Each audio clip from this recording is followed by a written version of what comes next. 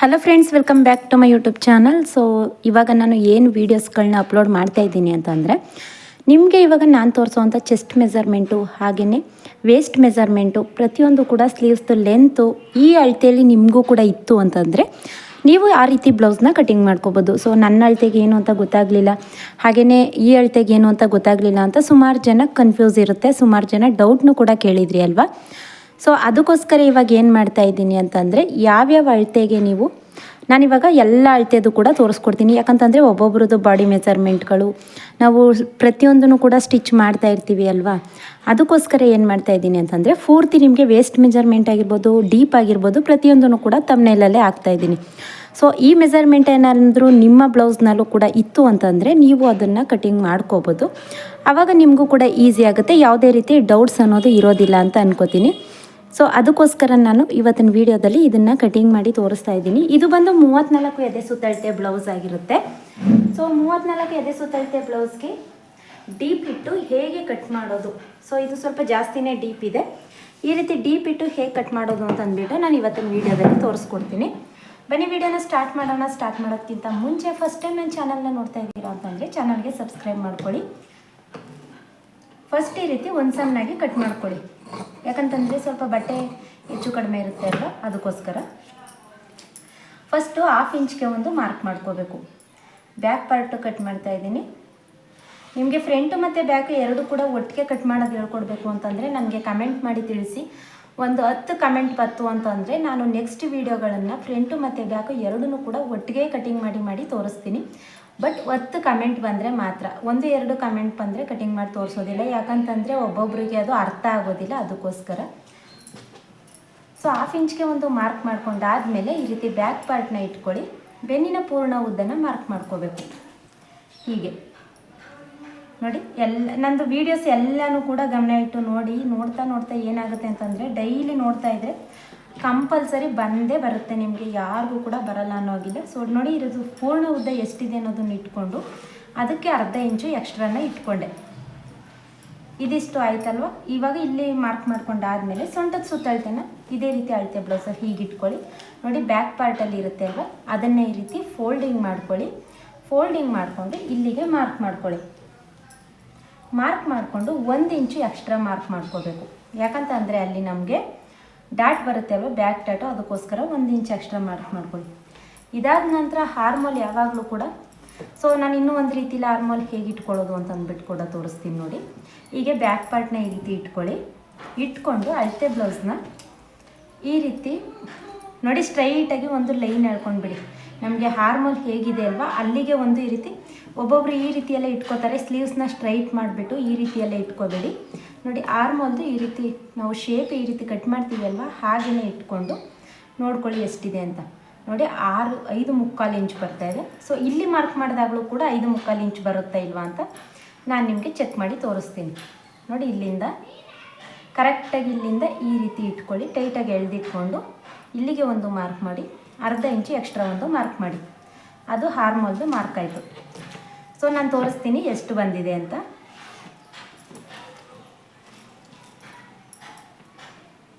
So ಇಲ್ಲಿ ನೋಡಿ, 5.25 ಇಂಚು ಕರೆಕ್ಟಾಗಿ ಬಂದಿದೆ. ಸೊ ಗೊತ್ತಾಯ್ತಲ್ವ, ಇಲ್ಲಿಂದ ಇಲ್ಲಿಗೆ ಇಟ್ಟರು ಕೂಡ. ಬಟ್ ಯಾಕಂತಂದರೆ ಇದು ಅವ್ರ ಅಳತೆ ಬ್ಲೌಸ್ ಅನ್ನೋದು ಕರೆಕ್ಟ್ ಇತ್ತು ಅಂತಂದರೆ ನಿಮಗೆ ಕರೆಕ್ಟಾಗಿ ಬರುತ್ತೆ. ಇಲ್ಲಿಂದ ಇಲ್ಲೇ ಅಳತೆ ತೊಗೊಂಡ್ರು ಕೂಡ ಅಷ್ಟೇ ಬರುತ್ತೆ. So no changes. ಇದು ಅರ್ಥ ಆಯಿತು ಅಂತ ಅನ್ಕೋತೀನಿ. ಹಾಗೆಯೇ ನೆಕ್ ವಿಡ್ತ್ ಬಂದು 2.25 ಇಂಚ್ಗೆ ಒಂದು ಮಾರ್ಕ್ ಮಾಡ್ಕೋತಾ ಇದ್ದೀನಿ.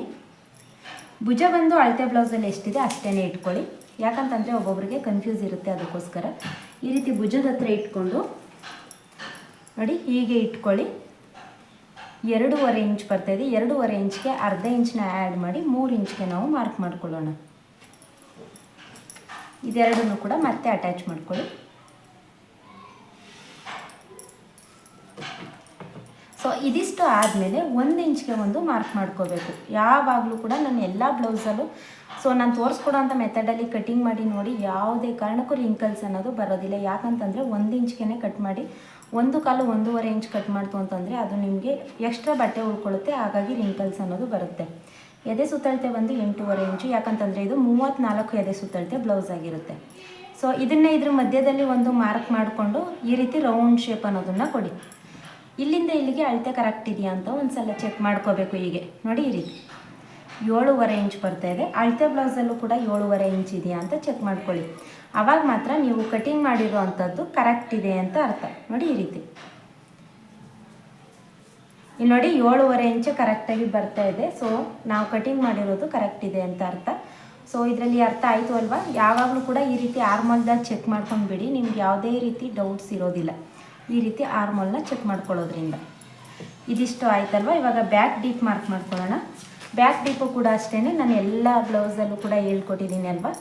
ಈ ರೀತಿ ಬ್ಯಾಕ್ ಡೀಪ್ನ ಇಟ್ಕೊಂಡು ಹೀಗೂ ಕೂಡ ಮಾರ್ಕ್ ಮಾಡ್ಕೋಬೋದು. ನೋಡಿ, ಹೀಗಿಂದ ಈಗಿಟ್ಟು 9 ಇಂಚ್ ಬರ್ತಾ ಇದೆ.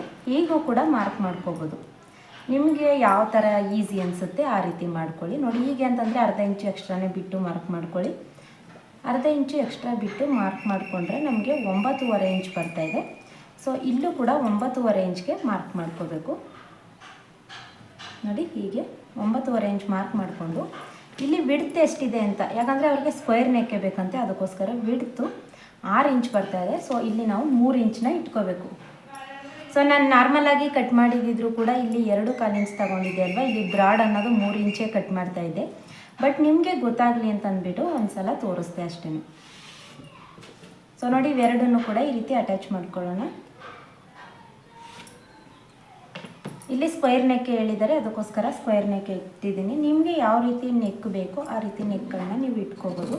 ಸೊ ಸುಮಾರು ಜನ ಕಮೆಂಟ್ ಮಾಡಿದ್ದೀರಾ ಲೆಹೆಂಗಾ ಹಾಗೆಯೇ ಸೀರೆಯಲ್ಲಿ ಗೌನ್ ಹೇಗೆ ಸ್ಟಿಚ್ ಮಾಡೋದು ಪ್ರತಿಯೊಂದನ್ನು ಕೂಡ ತೋರಿಸಿ ಅಂತ. ಸೊ ನಾನು ನೆಕ್ಸ್ಟ್ ವೀಡಿಯೋಗಳಲ್ಲಿ ತೋರಿಸ್ತಾ ಹೋಗ್ತೀನಿ. ಯಾಕಂತಂದರೆ ಈಗ ಸ್ವಲ್ಪ ಮದುವೆ ಸೀಸನ್ ಅಲ್ಲ, ಹಂಗಾಗಿ ಬ್ಲೌಸ್ದು ಸ್ಟಿಚಿಂಗ್ ಅನ್ನೋದು ಜಾಸ್ತಿ ಇರುತ್ತೆ. ಅದಕ್ಕೋಸ್ಕರ ಅದನ್ನೆಲ್ಲ ತೋರಿಸೋದಕ್ಕೆ ಆಗ್ತಾಯಿಲ್ಲ. ಸೊ ನನ್ನ ನೆಕ್ಸ್ಟ್ ವೀಡಿಯೋಗಳಲ್ಲಿ ಇನ್ನೊಂದು 4-5 ದಿನದಲ್ಲಿ ಎಲ್ಲನೂ ಕೂಡ ಗೌನ್ಗಳನ್ನೂ ಕೂಡ ಸ್ಯಾರಿಲಿ ಹೇಗೆ ಸ್ಟಿಚ್ ಮಾಡೋದು, ಸ್ಯಾರಿಲಿ ಚೂಡಿದಾರ್ ಹೇಗೆ ಸ್ಟಿಚ್ ಮಾಡೋದು ಪ್ರತಿಯೊಂದನ್ನು ಕೂಡ ತೋರಿಸ್ತೀನಿ.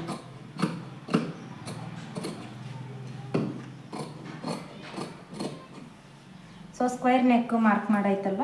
ಇದಾದ ನಂತರ ಡಾಟ್ ಪಾಯಿಂಟ್ನ ಮಾರ್ಕ್ ಮಾಡ್ಕೋಬೇಕು. ನೋಡಿ, ಡಾಟ್ ಪ್ಯಾಂಟ್ನ ಯಾವಾಗಲೂ ಭುಜದ ಮಧ್ಯದಿಂದ ತಗೊಳ್ಳಿ. 3.5 ಇಂಚ್ಗೆ ಮಾರ್ಕ್ ಮಾಡ್ಕೋತಾ ಇದ್ದೀನಿ. ಸೊ ನಾನು ಎಲ್ಲ ವೀಡಿಯೋಸಲ್ಲಿ ಹೇಳಿದ್ದೀನಿ ಅಲ್ವಾ, ಈ ರೀತಿ ಡೀಪಿಂದ 1 ಇಂಚು ಕೆಳಗಡೆ ನಮಗೆ ಡಾಟ್ ಪಾಯಿಂಟ್ ಅನ್ನೋದು ಬರಬೇಕು. ಆವಾಗ ಮಾತ್ರ ಪರ್ಫೆಕ್ಟಾಗಿ ಬಂದಿದೆ ಅಂತ ಅರ್ಥ. ಸೊ ಬ್ಯಾಕ್ ಪಾರ್ಟು ಕಟ್ಟಿಂಗ್ ಆಯಿತು. ಇದಾದ ನಂತರ ಇವಾಗ ಫ್ರಂಟ್ ಪಾರ್ಟ್ನ ಕಟ್ ಮಾಡ್ಕೊಳ್ಳೋಣ. ಫ್ರಂಟ್ ಪಾರ್ಟ್ಗೆ ನೋಡಿ, ಆಲ್ರೆಡಿ ಇಲ್ಲಿ 2.25 ಇಂಚು ಮಾರ್ಕ್ ಇದೆ. ಇಲ್ಲ ಅಂತಂದರೆ ಇನ್ನೊಂದು ಸಲ ಟೇಪ್ ಇಟ್ಕೊಂಡು ಕೂಡ ಮಾರ್ಕ್ ಮಾಡ್ಕೊಳ್ಳಿ. 2.25 ಇಂಚ್ಗೆ ಒಂದು ಮಾರ್ಕ್ ಮಾಡ್ಕೊಳ್ಳಿ. 3 ಇಂಚ್ಗೆ ಒಂದು ಮಾರ್ಕ್ ಆಲ್ರೆಡಿ ಇದೆ. ಇಲ್ಲಿ 5.25 ಇಂಚ್ಗೆ ಒಂದು ಮಾರ್ಕ್ ಮಾಡ್ಕೋಬೇಕು. ಈ ರೀತಿ 5.25 ಇಂಚಿಗೆ ಮಾರ್ಕ್ ಮಾಡಿಕೊಂಡು ಇದನ್ನು ಮತ್ತೆ ಅಟ್ಯಾಚ್ ಮಾಡ್ಕೊಳ್ಳೋಣ.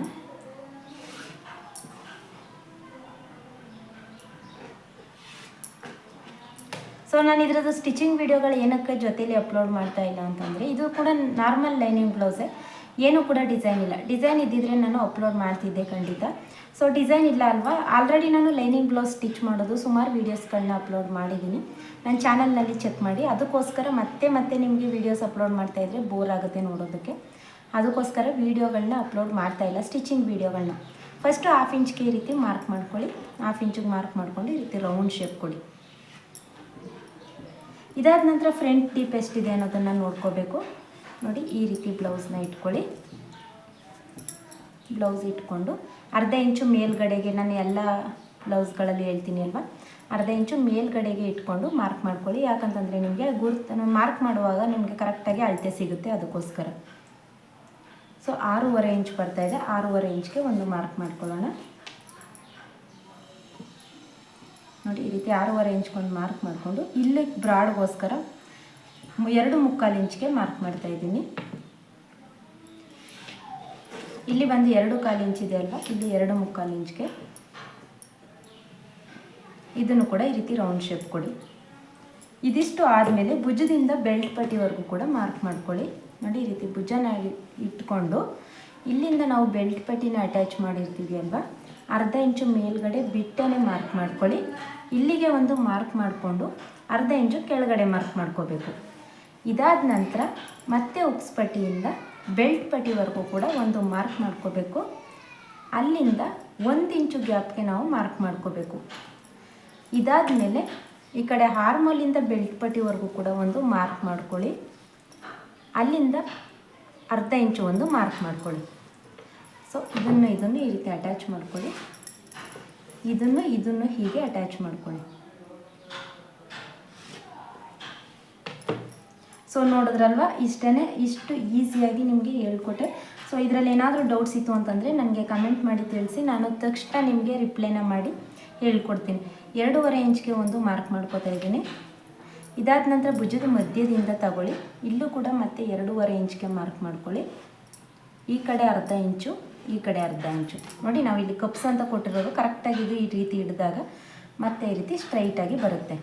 ಇಲ್ಲಿಂದ ಇಲ್ಲಿಗೆ ವಿಡ್ತ್ ಎಷ್ಟಿದೆ ನೋಡಿ, 2.25 ಇಂಚಿದೆ. 2.25 ಇಂಚ್ಗೆ ವಿಡ್ತ್ಗೆ ಒಂದು ಮಾರ್ಕ್ ಮಾಡ್ಕೋಬೇಕು. ಇಲ್ಲಿಂದ ಸ್ಟ್ರೈಟು ಲೈನ್ ಹಾಕೋಬೇಕು. ಇದು ಬಂದು ನಾನು ಹೇಳಿದ್ದೀನಿ ಅಲ್ವಾ, ರೌಂಡ್ ಶೇಪ್ ಅನ್ನೋದು ಬರಬೇಕು ನಮಗೆ ರೌಂಡ್ ಆಗ್ತಾಗ. ಈ ರೀತಿ ರೌಂಡ್ ಶೇಪ್ ಅಂತು ಅಂತಂದರೆ ನಿಮಗೆ ಕರೆಕ್ಟಾಗಿದೆ ನಾವು ಮಾರ್ಕ್ ಮಾಡಿರೋವಂಥದ್ದು. ಚೆಸ್ಟ್ ಹತ್ರ ಹೋಗಿ ಕರೆಕ್ಟಾಗಿ ಅದು ಕೂರುತ್ತೆ. ಸೊ ಇದು ಅರ್ಥ ಆಯ್ತಲ್ವ. ಎದೆ ಸುತ್ತಳತೆ ಬಂದು 8.5 ಇದೆ ಅಲ್ವಾ, ಇದು 9 ಇಂಚ್ಗೆ ಮಾರ್ಕ್ ಮಾಡ್ಕೊಬಿಡಿ. ಯಾಕಂತಂದರೆ ಇಲ್ಲಿ ಉಕ್ಸ್ಪಟ್ಟಿ ಮತ್ತು ಕಾಜಾಪಟ್ಟಿ ಸ್ಟಿಚ್ ಮಾಡೋದಕ್ಕೆ ಅರ್ಧ ಇಂಚು ಹೋಗುತ್ತೆ ನೋಡಿ. ಈ ರೀತಿ ಅರ್ಧ ಇಂಚು ಹೋದಾಗ ಇನ್ನು ಉಳ್ಕೊಂಡಿರೋಂಥದ್ದು ಚೆಸ್ಟ್ ಹತ್ರ ಟೈಟ್ ಆಗಿಬಿಡುತ್ತೆ, ನೀವು 8.5ನೇ ಇಟ್ಟರೆ. ಸೊ ಅದಕ್ಕೋಸ್ಕರ ಅರ್ಧ ಇಂಚು ಎಕ್ಸ್ಟ್ರಾ ಇಟ್ಕೊಳ್ಳಿ. ಇದಾದ ನಂತರ ಇದನ್ನು ಕಟಿಂಗ್ ಮಾಡಿ ತೆಗೆಯೋಣ.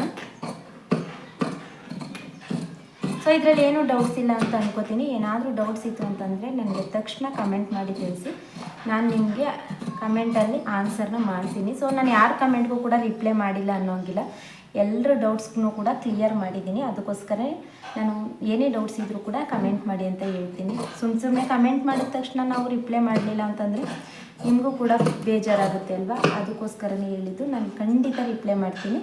ಕಮೆಂಟ್ ಮಾಡಿ ತಿಳಿಸಿ ಏನು ಡೌಟ್ಸ್ ಇದ್ದರೂ ಕೂಡ.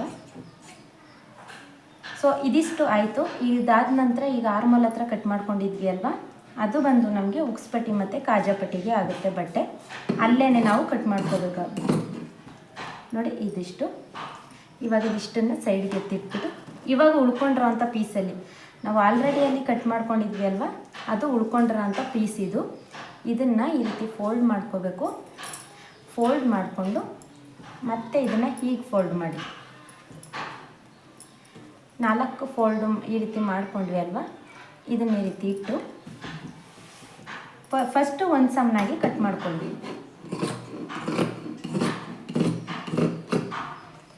ಕಟ್ ಮಾಡಿಕೊಂಡು 1/2 ಇಂಚ್ಗೆ ಒಂದು ಮಾರ್ಕ್ ಮಾಡ್ಕೋಬೇಕು. ಸೊ ಸ್ಲೀವ್ಸ್ ಕಟ್ಟಿಂಗಲ್ಲಿ ಏನೂ ಡೌಟ್ಸ್ ಇಲ್ಲ ಅಂತ ಅನ್ಕೋತೀನಿ. ನಾನು ತುಂಬಾ ಈಸಿ ಮೆಥಡ್ನಲ್ಲಿ ಸ್ಲೀವ್ಸ್ ಕಟ್ಟಿಂಗ್ನ ಹೇಳ್ಕೊಡ್ತಾ ಇದ್ದೀನಿ. ಸೊ ಸ್ಲೀವ್ಸ್ ಕಟ್ಟಿಂಗ್ ಅನ್ನೋದು ಸುಮಾರು ಜನಕ್ಕೆ ಕಷ್ಟ ಅಂತಲೇ ಅಂತಾರೆ. ಆಮೇಲೆ ಕರೆಕ್ಟ್ ಬರೋದಿಲ್ಲ ಅಂತಂತಾರೆ. ಸೊ ಅಳತೆ ಬ್ಲೌಸ್ ಹೀಗಿತ್ತು, ಕರೆಕ್ಟ್ ಇತ್ತು ಅಂತಂದರೆ ಸೊ ನೋ ಪ್ರಾಬ್ಲಮ್, ಹೇಗಿದೆ ಹಾಗೆಯೇ ಕಟ್ ಮಾಡ್ಕೊಳ್ಳಿ. ಈ ರೀತಿ ನಾವು 1/2 ಇಂಚ್ಗೆ ಮಾರ್ಕ್ ಮಾಡ್ಕೊಂಡಿದ್ವಿ ಅಲ್ವಾ, ಅಲ್ಲಿಗೆ ಸ್ಲೀವ್ಸ್ದು ಮುಂಭಾಗಕ್ಕೆ ಒಂದು ಮಾರ್ಕ್ ಮಾಡ್ಕೊಳ್ಳಿ. ಈ ರೀತಿ ಟೈಟಾಗಿ ಎಳ್ದು ಇಟ್ಕೊಂಡು ಸ್ಲೀವ್ಸ್ದು ಉದ್ದಕ್ಕೂ ಕೂಡ ಒಂದು ಮಾರ್ಕ್ ಮಾಡ್ಕೋಬೇಕು. ಹಾಗೆಯೇ ಇಲ್ಲಿ ಆರ್ಮೋಲ್ದು ಜಾಯಿಂಟ್ ಇರುತ್ತೆ ಅಲ್ವಾ, ಅಲ್ಲಿಗೂ ಕೂಡ ಒಂದು ಮಾರ್ಕ್ ಮಾಡ್ಕೊಳ್ಳಿ. ಈ ರೀತಿ ನೋಡಿ, ಇದನ್ನು ಎರಡನ್ನೂ ಕೂಡ ಎಲ್ಲಿ ನಾವು ಮಾರ್ಕ್ ಮಾಡ್ಕೊಂಡಿದ್ವಿ ಅಲ್ವಾ, ಅಲ್ಲಿಗೆ ಈ ರೀತಿ ಸ್ಟ್ರೈಟ್ ಲೈನ್ ಹಾಕೊಳ್ಳೋಣ. ಇದು ಸ್ಲೀವ್ಸ್ದು ಉದ್ದ ಎಷ್ಟಿದೆ ಅಂತ ಅಂದ್ಬಿಟ್ಟು ತೋರಿಸ್ಬಿಡ್ತೀನಿ ನೋಡಿ. ಸ್ಲೀವ್ಸ್ದು ಉದ್ದ ಬಂದು 10 ಇಂಚು ಸ್ಲೀವ್ಸ್ ಇದೆ. 10 ಇಂಚು ಸ್ಲೀವ್ಸ್ಗೆ 3/4 ಇಂಚು ಡೌನಿಂಗ್ನ ಮಾಡಿದ್ದೀವಿ. ಸೊ ಇದು ಬಂದು ನಿಮಗೆ ಪರ್ಫೆಕ್ಟಾಗಿ ಆಗುತ್ತೆ. 3.5 ಕೂಡ ಇಟ್ಕೋಬೋದು. 3.5 ಇಂಚ್ ಡೌನಿಂಗ್ ಇಟ್ಟರು ಕೂಡ ಯಾವುದೇ ಪ್ರಾಬ್ಲಮ್ ಆಗೋದಿಲ್ಲ, ಕರೆಕ್ಟಾಗಿ ನಿಮಗೆ ಬರುತ್ತೆ. ಇದಾದ ನಂತರ 1.5 ಇಂಚ್ಗೆ ಒಂದು ಮಾರ್ಕ್ ಮಾಡ್ಕೊಳ್ಳಿ. ಸೊ ಇಲ್ಲಿ ಬಂದು ಆರ್ಮಲ್ ಜಾಯಿಂಟ್ ಇದೆ ಅಲ್ವಾ, ಈ ರೀತಿ ಸ್ಟ್ರೈಟ್ ಬಂದು ಹೀಗೆ ಅದನ್ನು ಜಾಯಿಂಟ್ ಮಾಡಿಬಿಡಿ. ಸೊ ಇಷ್ಟೇ ಸ್ಲೀವ್ಸ್ ಕಟಿಂಗ್ ಅನ್ನೋದು ತುಂಬಾ ಈಸಿ. ಸೊ ಇದಿಷ್ಟು ಆದಮೇಲೆ ಇವಾಗ ಇದನ್ನು ಅರ್ಧ ಇಂಚು ಎಕ್ಸ್ಟ್ರಾ ಕಟ್ ಮಾಡ್ಕೊಳ್ಳೋಣ. ನಾನು ಸುಮಾರು ವೀಡಿಯೋಸಲ್ಲಿ ಫ್ರಂಟ್ ಶೇಪ್ ತೆಗೆಯೋದನ್ನು ಹೇಳ್ಕೊಟ್ಟಿದ್ದೀನಿ, ಬಟ್ ಆದರೂ ಕೂಡ ಮತ್ತೆ ಹೇಳ್ಕೊಡ್ತೀನಿ ನೋಡಿ ಹೇಗೆ ಫ್ರಂಟ್ದು ಶೇಪ್ ತೆಗಿಬೇಕು ಅಂತ. ನಾನು ಫ್ರಂಟ್ ಶೇಪ್ ಯಾವಾಗಲೂ ಸ್ಟಿಚಿಂಗ್ ಮಾಡುವಾಗಲೇ ತಗೊಳ್ತೀನಿ. ಯಾಕಂತಂದರೆ ನಾವು ಬೇಗ ಸ್ಟಿಚ್ ಮಾಡ್ತಾ ಇರ್ತೀವಿ ಅಲ್ವಾ, ಎರಡು ಕೂಡ ಹೆಚ್ಚು ಕಡಿಮೆ ಆಗಿಬಿಟ್ರೆ ಮತ್ತೆ ಬಿಚ್ಚಿ ಸ್ಟಿಚ್ ಮಾಡೋದು ಹೇಗೆ ಅಂತ ಅಂದ್ಬಿಟ್ಟು ಸ್ಟಿಚಿಂಗ್ ಮಾಡುವಾಗಲೇ ಫ್ರಂಟ್ ಕಟ್ ಮಾಡ್ಕೊಂಡು ಬಿಡೋದು, ಸ್ಟಿಚ್ ಮಾಡ್ಕೊಂಡು ಬಿಡೋದು, ಆ ರೀತಿ ಮಾಡ್ತೀವಿ. ನಿಮಗೆ ಗೊತ್ತಾಗಲಿ ಅಂತ ಹೇಳ್ಕೊಡ್ತೀನಿ ನೋಡಿ. ಇಲ್ಲಿ ನಾವು ನಾಚ್ ಹಾಕೊಂಡಿರ್ತೀವಿ ಅಲ್ವಾ, ಸ್ವಲ್ಪ ಬಟ್ಟೆನ ಈ ರೀತಿ ಎತ್ಕೋಬೇಕು. ಎರಡನ್ನ ಈ ರೀತಿ ಎತ್ಕೊಂಡು 1 ಇಂಚು ಇಲ್ಲಿ 1 ಇಂಚು ಬರಬೇಕು. ಆ ರೀತಿ 1 ಇಂಚು ಹಿಂದಕ್ಕೆ ಎಳ್ಕೊಳ್ಳಿ ನೋಡಿ. ಹೀಗೆ ಕರೆಕ್ಟಾಗಿ 1 ಇಂಚು ಹಿಂದಕ್ಕೆ ಎಳ್ಕೊಂಡ್ರೆ ನಿಮಗೆ ಇಲ್ಲಿ ಪರ್ಫೆಕ್ಟಾಗಿರೋವಂಥ ಶೇಪು ಸಿಗುತ್ತೆ. ಸೊ ನಾನು ಸುಮಾರು ಬ್ಲೌಸ್ ಇದೇ ರೀತಿ ಸ್ಟಿಚ್ ಮಾಡೋದು, ಅದು ಪರ್ಫೆಕ್ಟಾಗಿ ಬಂದಿದೆ. ಅದಕ್ಕೋಸ್ಕರನೇ ನಿಮಗೂ ಅದನ್ನೇ ಹೇಳ್ಕೊಡ್ತಾ ಇದ್ದೀನಿ. ನೋಡಿ, ನಾವು ನಾಚಾಕಿರೋವಂಥದ್ದು ಇಲ್ಲಿಗೆ ಬಂದಿದೆ. ಇಲ್ಲಿ ಇದನ್ನು ಕಟಿಂಗ್ ಮಾಡಿ ತೆಗಿತು ಅಂತಂದರೆ ಸ್ಲೀವ್ಸ್ದು ಫ್ರಂಟ್ ಶೇಪ್ ಕೂಡ ರೆಡಿ ಆಗುತ್ತೆ. ಸೊ ಇದಿಷ್ಟು ನಿಮಗೆ ಅರ್ಥ ಆಯಿತು ಅಲ್ವಾ? ಇದರಲ್ಲಿ ಏನಾದರೂ ಡೌಟ್ಸ್ ಇದ್ದರೆ ಕಮೆಂಟ್ ಮಾಡಿ ತಿಳಿಸಿ. ಹಾಗೆಯೇ ವಿಡಿಯೋ ಹೆಲ್ಪ್ ಆಯಿತು ಅಂತಂದರೆ ವಿಡಿಯೋಗೊಂದು ಲೈಕ್ ಮಾಡೋದನ್ನು ಮರಿಬೇಡಿ. ಸೊ ವಿಡಿಯೋ ಹೇಗಿತ್ತು ಅನ್ನೋದನ್ನು ಕೂಡ ಕಮೆಂಟ್ ಮಾಡಿ ತಿಳಿಸಿ. Thank you.